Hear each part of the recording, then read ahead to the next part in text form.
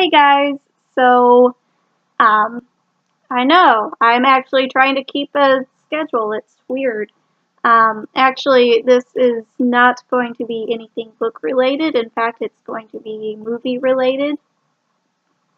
Sorry. Um, I got this idea late last night to do a character study on Leta Lestrange, and then that kind of spiraled into an idea to do a whole series of character studies on a lot of the new characters in Fantastic Beasts. So, with the fact that I'm currently in the process of writing a book, I'm not exactly reading a whole lot. So, my book-related content is going to be pretty much non-existent, to, for lack of a better term. It's going to be non-existent for a while. But I mean, part of being a writer, it turns out, is trying to find ways to procrastinate. So this is my newest procrastination project, I guess you could say. Gets me away from writing. Forces me to take breaks, all that stuff. Or just, trying to find something to do besides write. An excuse, if you will. But today's video is going to be a character study on Leta Lestrange. I have my notes in this beautiful Hufflepuff journal that my in-laws got me for Christmas. They got me several Harry Potter related things, and I keep forgetting to film a video like, hey, this is what I got. So the journal is one. I got a mug with the outline of Hogwarts. And then I got like one of those double-walled cold cups. And I'm really trying to ignore my phone because I just got a message. Flip it over. So let's dive into this study on Leta as soon as I take it. I didn't get much sleep last night because I took a nap earlier in the day and that messed with my sleep schedule, so I've been running on caffeine today. Caffeine and determination. Because this is like the 8th attempt of filming this video today. So really, I mean, you should be very appreciative of the fact that I'm trying to find something to do that will get me to not have to write. I can be very determined when I want to be, apparently. So, back to Leta. When Crimes of Grindelwald first came out, a lot of people were saying that she felt very underdeveloped. We didn't really get to know a whole lot about her, but like going back through the screenplay really proved to me that that's not the case. We actually got quite a bit of her backstory. A lot more than we even have on Tina and Queenie and their main characters. So yeah. I'm just going to be trying to go down a list here. So, we got 3 flashbacks that give us her backstory, actually. And I'm counting use of commas in here because, I mean, they are siblings, so, I mean, their backstory ends up tying together, obviously, just because they are related. So, yeah. So the first flashback is Leta's flashback at Hogwarts, and that lets us see her friendship with Newt. I am very annoyed with my hair. Yeah, I washed it like last night and made the mistake of not like blow drying it or brushing it out until it was like completely dry, so it's kind of going crazy. It has a mind of its own those last few days. I need to go get it cut. Anyway, Leta's Hogwarts flashback. We obviously got to see that she spent all of her school holidays at school. She didn't go home. And one of the Gryffindor girls that she was listening to said that it was because her family didn't want her at home.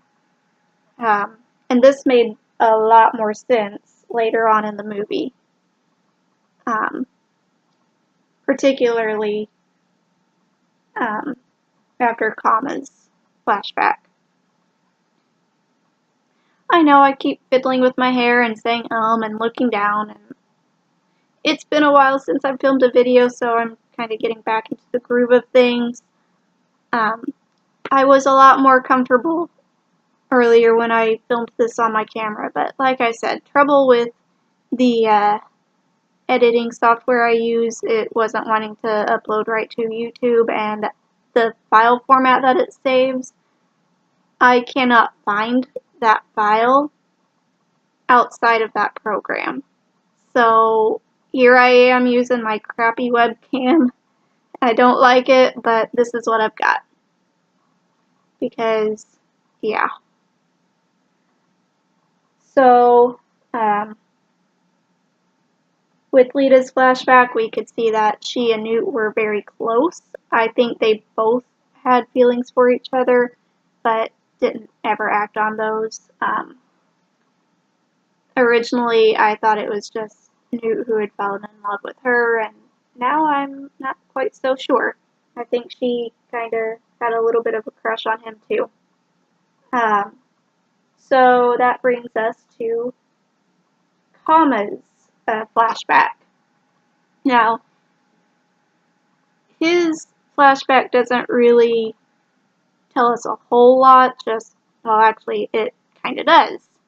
So I don't know why I said that it didn't. But, Kama's flashback just tells us how he and Leta are related.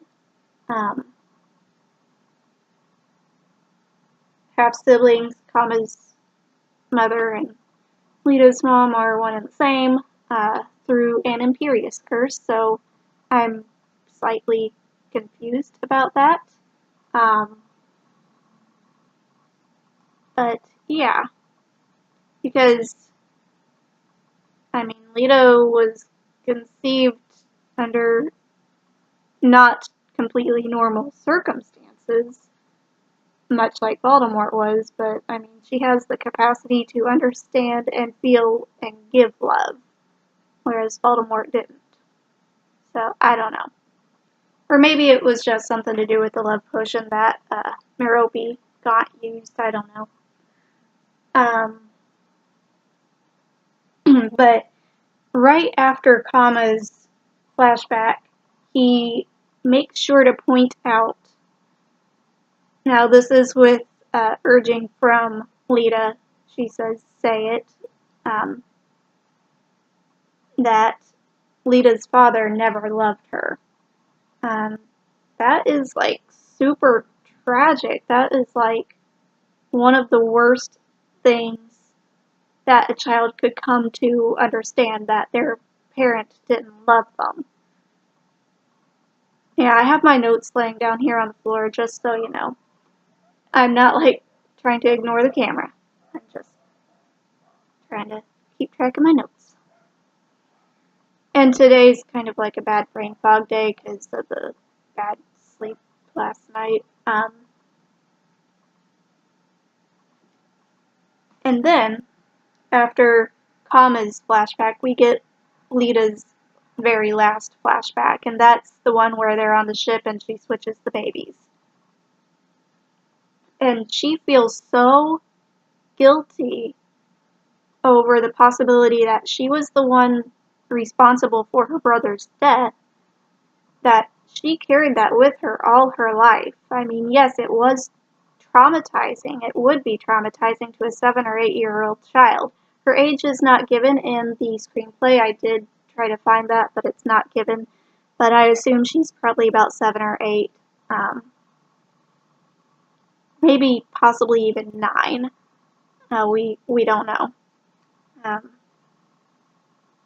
They didn't really try and do any math. I think their ship went down in 1901.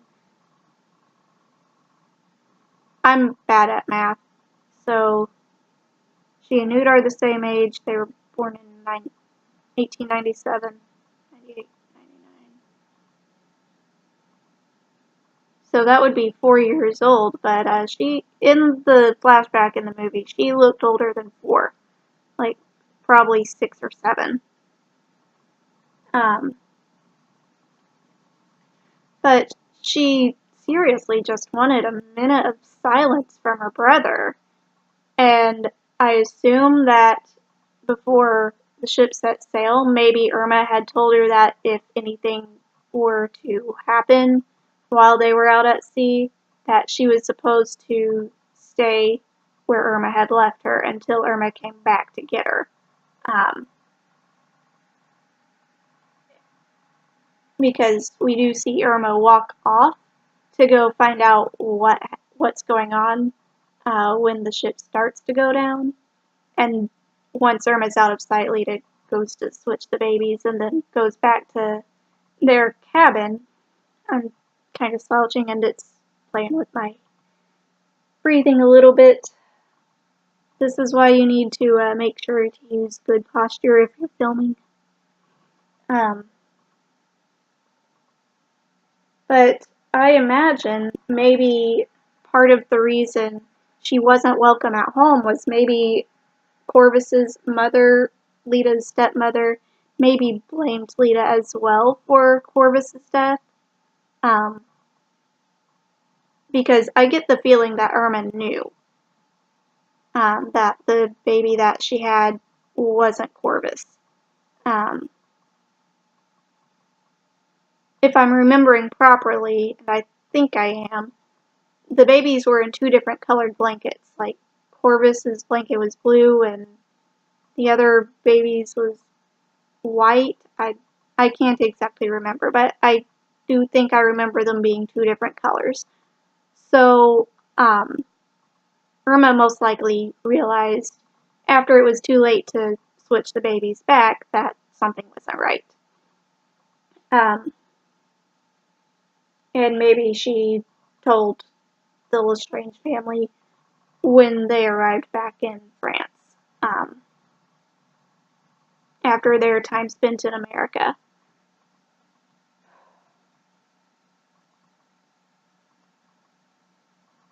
This is some heavy stuff, really. I mean, this stayed with her entire life. I mean, to the point of it being what a boggart took the form of in their Defense Against the Dark Arts class. So yeah, it's definitely something she was terrified of having to face at some point. But then we get Dumbledore's line about confession lifting a great weight.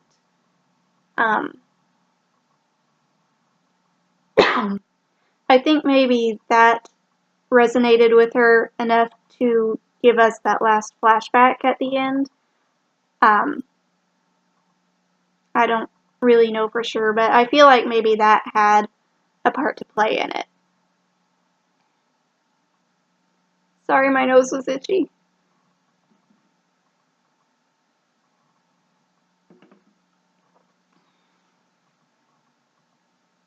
And then she thought of herself like a monster, and we get that clue from the line she says to Newt, "You never met a monster you couldn't love."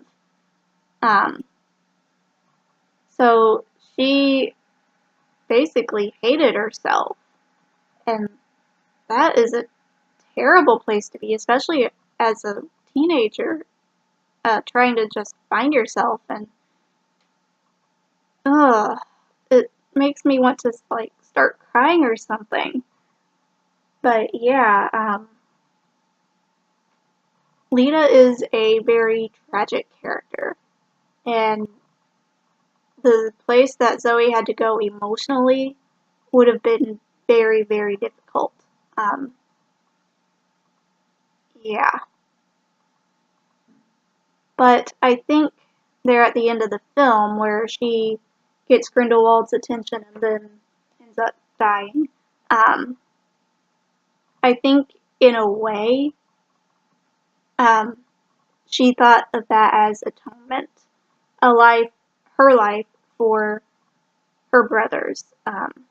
Maybe she still felt guilty over that, even though Newt told her that it wasn't her fault. Um, Usually, just one person telling you that it's not your fault that something terrible happened isn't enough. You need proof. So I think maybe she sacrificed herself as an atonement for that. So yeah, that is all I've got on Leta. Like I said, she's an amazing character. Um, yeah. So next week is going to be on Queenie again, a very difficult um, position for that character to be in. So yeah, yay! Thanks for watching. I will have Queenie's character study up. Blah, blah, blah, blah, blah. I can't talk today. I will have Queenie's character study up next week. I'm not quite sure when I'm going to film that. Hopefully very soon. Maybe I can get these issues straightened out with my editing software. I don't know, because I really don't have the money to buy new software. I want to get the Adobe video editing. I am blanking on the name of that program, but it's from Adobe. Yeah, I want to get that one because I hear that's actually pretty good. But anyway, thanks for watching, and I will be back next week with a study of Queenie. I hope you enjoyed this. Leave a comment down below, like the video, subscribe to my channel. I do enjoy getting that little notification saying that somebody subscribed to my channel. But yeah, thanks for watching. Bye.